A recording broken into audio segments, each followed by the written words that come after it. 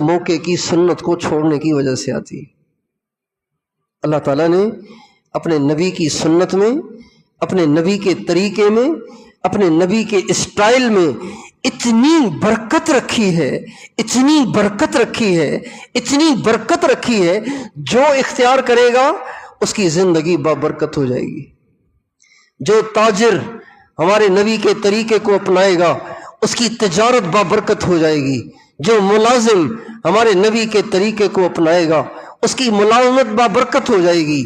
جو حاکم ہمارے نبی کے طریقے کو حکومت میں اپنائے گا اس کی حکومت میں برکت آ جائے گی۔ جو خاوند، جو بیوی اللہ کے نبی کا طریقہ اپنائیں گے ان کی زندگی میں، ان کے ازدواجی تعلقات میں، ان کی گھریلو زندگی میں برکت آ جائے گی۔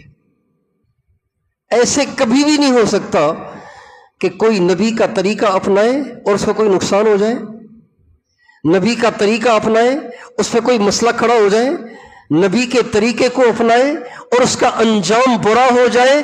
ایسے نہ ہوا ہے نہ ہو سکتا ہے۔ یہ ایمان کی بات ہے، یہ ایمان کی بات ہے، یہ عقیدے کی بات ہے۔ ہر مسلمان کا اس پر پختہ یقین ہونا چاہیے کہ میرے نبی کے طریقے سے ہٹ کر میں کبھی کامیاب نہیں ہو سکتا، اور میں اپنے نبی کے طریقے